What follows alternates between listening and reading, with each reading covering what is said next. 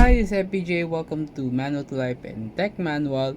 Today we're gonna unbox the Xiaomi Smart Band 10. So yan. So for this band, this is one of the latest smart bands Xiaomi has. And for this one, I got the Mystic Rose. So as you can see nga on the box itself, you would also get the color of the band. So this is the actual band, but let's just check on the other things inside the box. Of course, you have the user manual, you have the cord, and practically that's it. So yun nga, very minimal because of course you don't need a lot of things for a smart band. But again, here is the band itself. This Mystic Rose. Let's open this up. Okay, moment of truth. Ayan. So, of course, it has his sticker pa before we activate the band.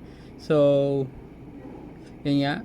It's, again, made by Xiaomi. And to charge it, of course, you have your cord right here that you could connect directly to a power source or a power bank. Tapos, you could charge it just like that. It's magnetic. Pag nagre-repel, it means it's on the other side. Yan. It fits. Yan. Now, let's open this one up. Okay, let's set aside the cord. Let's peel off this one. Gawin natin medyo aesthetic. Okay. Yes. There you go. So, you can remove that. So, if you notice, wala siyang physical buttons. So, how do we turn it on?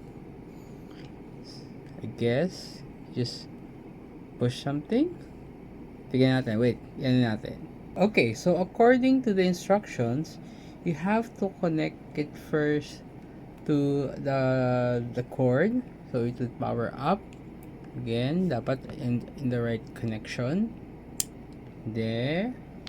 Okay, so we turn on the power bank, and also you have to have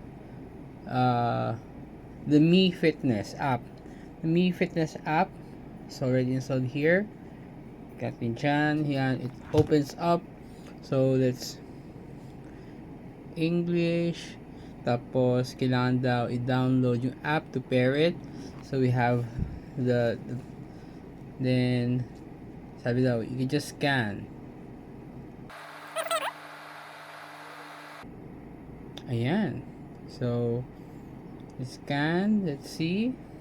Okay. So, once we added the band, either Bluetooth or using the QR, we can now add it. Yan. So, we can pair it.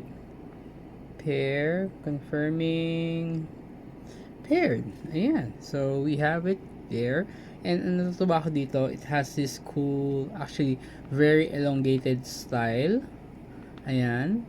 And so shows the percentage, and on the app itself you have you can do the customizations, notifications, and more. And also if you want to check or change the wallpaper or the design of the actual fitness band. So this is the default one, so very elongated yung screen, which I love for smart bands.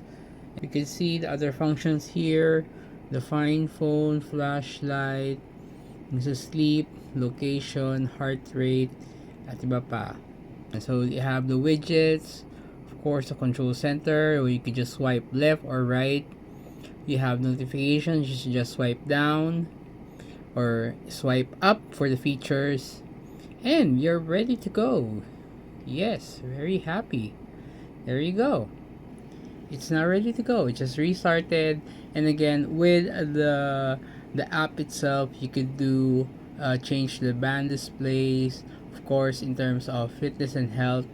I usually use this one for sleeping because just to measure how long I've been sleeping, para ma-alert ako na if I got enough sleep for throughout the day.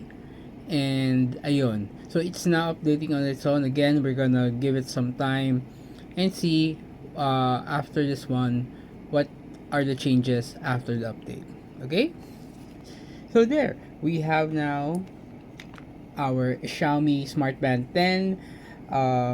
Again, this is now available in the Philippine market, and we'll take you more into more details. Just check out my blog at Manual to Life and Tech Manual PH. So we're gonna try out this one really soon. So just like and follow for more updates. So again, thank you very much for watching. This has been FPJ for Tech Manual. See you in the next video. Bye bye.